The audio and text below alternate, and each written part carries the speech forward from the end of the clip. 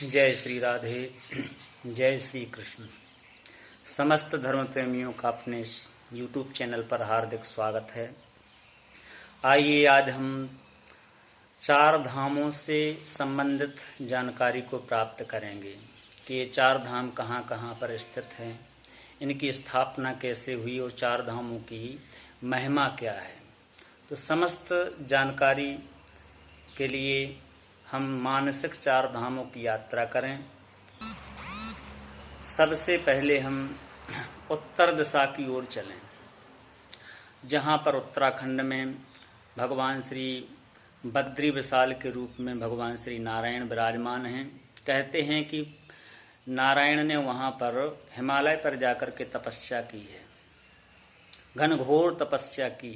बस शरीर से जब पसीने की धार बहने लगी, सर्दी, जुकाम, गर्मी, सभी प्रकार के मौसम निकलने लगे, लेकिन भगवान श्री नारायण तप करते रहे।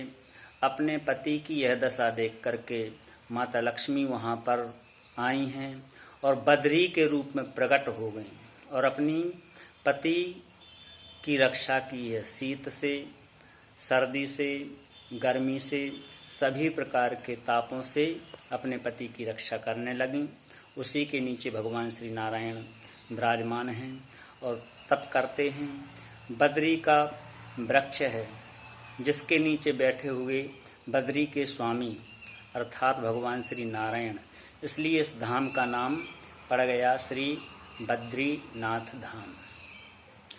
यहाँ पर बद्रीनाथ से 1-2 किलोमीटर दूर ब्रह्म कपाल है, जहाँ पर ब्रह्मा जी का कटा हुआ शीश है। यहाँ पर जो भी भक्त आते हैं अपने पितरों के नाम से श्राद्ध तर्पण करते हैं, भगवान पितरों का पूजन करते हैं, तो पितृ ऋण से वो मुक्त हो जाते हैं। वहाँ पर 4 धाम अलग अलग रूप में स्थित हैं। बद्रीनाथ के आगे हम लोग जाते हैं तो ब्रह्म कपाल, और यहाँ केदारनाथ भी भगवान शिव केदारनाथ के रूप में विराजमान हैं। कहते हैं नर नारायण ने तप किया जिससे भगवान भोलेनाथ लिंग के रूप में वहाँ पर प्रकट हो गए और भगवान भोलेनाथ ने लिंग के रूप में नर नारायण को दर्शन दिए। जो भी भक्त वहाँ पर जाते हैं मुक्ति के अधिकारी हो जाते हैं। उत्तराखंड का यह परम पावन धाम बद्री विशाल जी जो हैं, पृथ्वी का बैकुंठ इस धाम को कहा गया है, ऐसी मान्यता है। दूसरा धाम पश्चिम दिशा में गुजरात प्रांत के द्वारिका शहर में है, जहाँ पर भगवान द्वारिकाधीश के रूप में विराजमान हैं। कहते हैं अपनी जन्मभूमि मथुरा को त्याग कर भगवान श्री कृष्णचंद्र ने द्वारिका में ही अपनी राजधानी बनाई, जो समुद्रों के बीचों बीच द्वारिका नगरी है। जो भी भक्त द्वारिकाधीश के दर्शन करते हैं पापों से मुक्त हो जाते हैं और भगवान का धाम उनको सहज ही प्राप्त हो जाता है। तीसरा धाम पूर्व दिशा में पुरी प्रांत में स्थित है, जगन्नाथपुरी के रूप में जो विद्यमान है। वहाँ पर जगत के स्वामी जगन्नाथ जी महाराज हैं।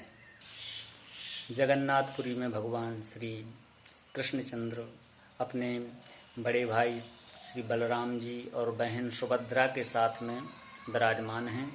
कहते हैं कि जगन्नाथपुरी को भगवान ने अपना निवास स्थान बना लिया और वहाँ पर जाकर के रहने लगे। जगन्नाथ की महिमा बड़ी विचित्र है। कहते हैं कि वहाँ पर लक्ष्मी साक्षात भ्रमण करती हैं। सुबह 4 बजे से माता लक्ष्मी रुक्मिणी जी भी वहाँ पर निवास करती थीं, तो 4 बजे सुबह अपने भक्तों पर कृपा दृष्टि बरसाने के लिए भ्रमण करने के लिए निकलती थीं। जो भी भक्त भगवान का नाम संकीर्तन करता था वहाँ पर जाकर के विराजमान हो जाती थीं। एक बार हुआ क्या कि सुबह 4 बजे जैसे ही माता रुक्मिणी निकली हैं लक्ष्मी स्वरूपा, तो जगन्नाथपुरी में एक चांडाल के घर में प्रभु नाम संकीर्तन चल रहा था। जैसे ही माता रुक्मिणी जी ने देखा तो वहाँ पर जाकर के विराजमान हो गईं और बैठ कर के संकीर्तन करने लगी। कुछ समय बाद जब वहाँ से आई हैं, रोज ही जामे नित्य भगवान का नाम संकीर्तन करें। इस बात की खबर जैसे ही बलराम जी महाराज को लगी तो इन्होंने भगवान श्री कृष्ण से कहा कि देखो लाला, हम लोग बड़े घराने के लोग हैं और हमारे घर की बहुओं को ये शोभा नहीं देता कि किसी निम्न जाति के यहाँ पर जाएं सुबह 4 बजे। ये अच्छा नहीं है, ये हमारी मर्यादा के खिलाफ है। भगवान कृष्ण ने कहा कि आप क्या कह रहे हैं।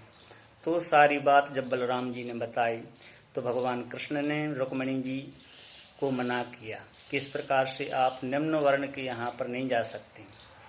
लेकिन रुक्मिणी जी ने कहा कि जहाँ पर आपका नाम स्मरण होता है, आपकी दृष्टि में भले ही भेद हो लेकिन हमारी दृष्टि में भेद नहीं हो सकता, तो हम तो जाएंगे। तो भगवान ने कहा कि यदि आपको इतने ही अच्छे निम्न जाति के लोग लगने लगे हैं तो वहीं पर जाकर के डेरा जमा लो, हमारा त्याग कर दो। जब रुक्मिणी ने इस बात को सुना तो गुस्सा में वहाँ से भगवान कृष्ण और बलराम को छोड़ करके उस चांडाल के यहाँ पर चली गईं। जाते ही जैसे रुक्मिणी जी गई हैं तो इनकी सारी संपत्ति लुट गई। राजमुकुट था वो भी गायब हो गया, आभूषण जो पहने थे वो भी गायब हो गए और नंग धुड़ंग बांके बिहारी और बलराम जी हो गए और भूखों के लाले पड़ गए। और अब सोचें कि करें तो करें, क्या करें, लक्ष्मी हमारी यहाँ पर है नहीं, अब हम क्या खाएं क्या पिएं। रुक्मिणी जी का निवास उस चांडाल के यहाँ पर हो गया, जिससे वहाँ पर सभी प्रकार की संपत्ति, धन और धान्य की वर्षा होने लगी। वहाँ पर अन्न के भंडारे खुल गए। माता लक्ष्मी स्वयं प्रसादी बांटती थी। अब यहाँ भूख और प्यास से पीड़ित होकर के दाऊ भैया और भगवान श्री कृष्ण उस चांडाल के यहाँ पर पहुँचे हैं और देखा इस दृश्य को। हजारों लोगों की लाइन लगी हुई है। उसी लाइन में भगवान स्वयं लग गए और माता लक्ष्मी जी के पास में जैसे ही पहुँचे, रुक्मिणी जी पहचान गई, बोली क्यों, सब कुशल तो है। भगवान कृष्ण बोले कि आपके बिना कैसे कुशल, आप हमारे साथ में घर चलें। जब से आप आई हैं हमारी तो राज्य लक्ष्मी ही रूठ गई, अब हम क्या करें।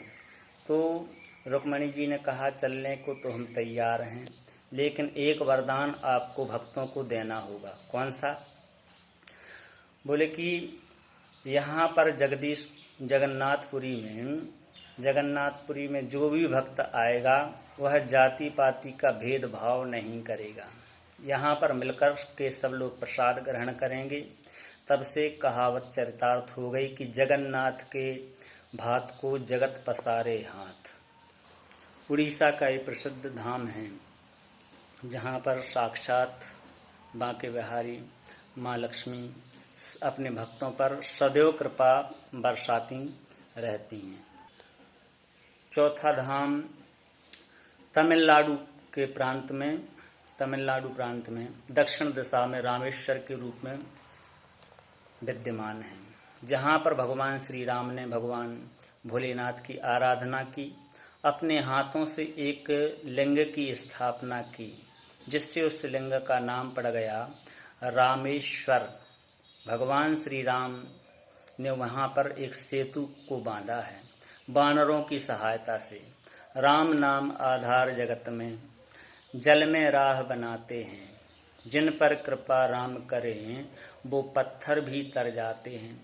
कहते हैं कि जिस प्रकार से वो पत्थर भी तर गए, उसी प्रकार से जो भी भक्त रामेश्वर धाम में आता है, भगवान का नाम स्मरण करता है, वह भी मुक्ति का अधिकारी हो जाता है।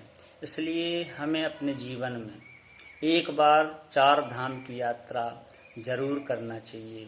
जय श्री राधे, जय श्री कृष्ण।